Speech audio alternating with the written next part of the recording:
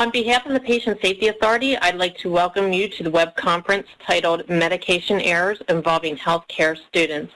My name is Kelly Gibson, and I'll be your moderator for this program. Now I'd like to introduce our speaker for the webinar. Matt Grissinger is the Director of Event Reporting Programs at FISMP and Manager of Medication Safety Analysis for the Pennsylvania Patient Safety Authority. He has published numerous articles in the pharmacy literature, including regular columns in PNT and the Patient Safety Authority Patient Safety Advisory, and is a journal reviewer for Joint Commission Journal on Quality and Patient Safety and various others. Mr. Grissinger serves as the National Coordinating Council for Medication Error Reporting and Prevention, National Quality Forum, Common Formats Expert Panel, Editorial Board for PNT, and Faculty Advisor Board for the Pharmacy Learning Network. Mr. Grissinger received a BS in Pharmacy from the Philadelphia College of Pharmacy and Science and is a fellow of the Institute of Safe Medication Practices, as well as the American Society of Consultant Pharmacists. Matt, now I'll turn the program over to you.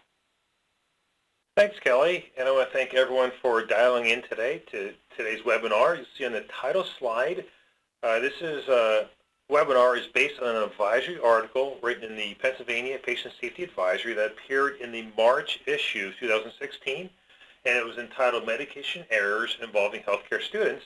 And you see on that first slide the three authors on there, primarily Liz Hess, who is a fellow, a Medication Management Safety Fellow at ISMP for the year, and she did a primary writing of this.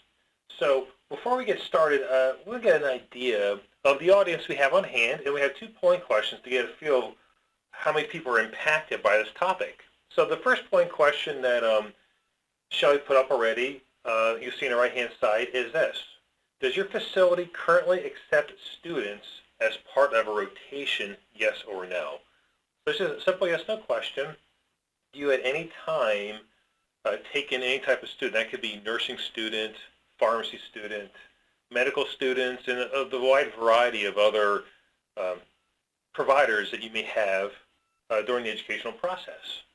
So we'll give us a couple seconds to generate responses,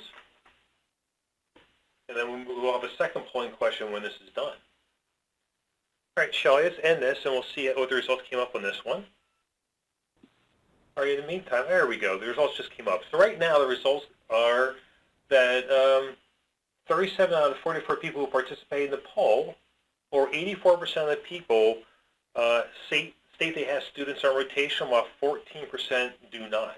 So let's go to this second one. For those who do have students, can you give us an idea of the types of students that rotate at your facility? So we just put 3 options up there for now. We did not put up an other.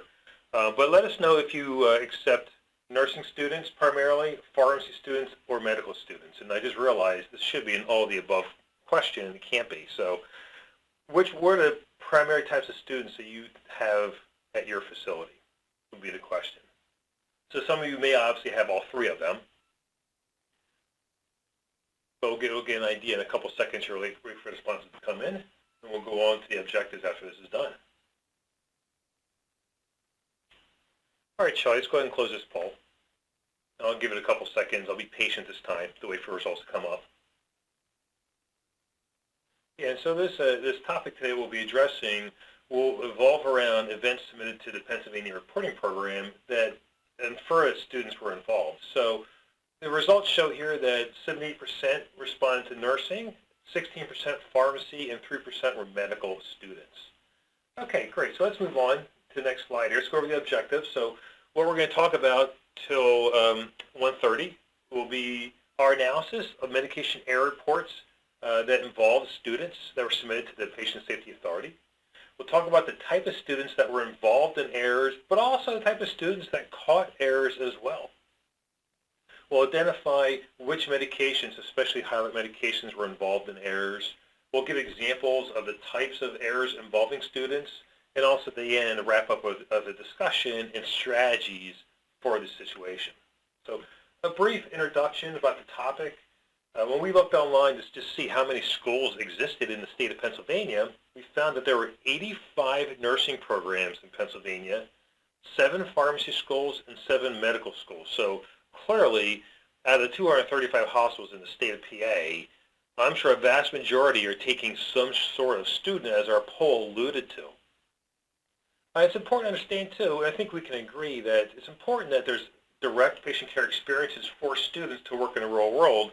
All of us on the phone have gone to college, got our degrees, but are well aware that we went out to the real world of working in healthcare. It was way different than what we were taught in school.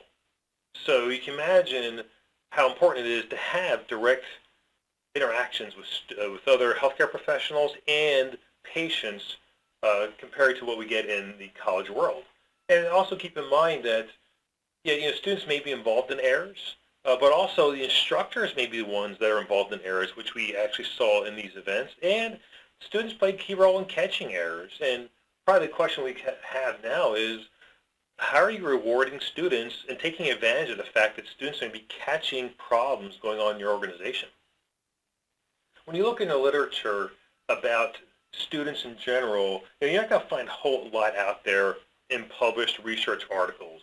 Often when it comes to nursing students, they tend to focus on skills, say calculation skills as a test, but don't really look at the broad range of those processes or the practical skills associated with being a nurse.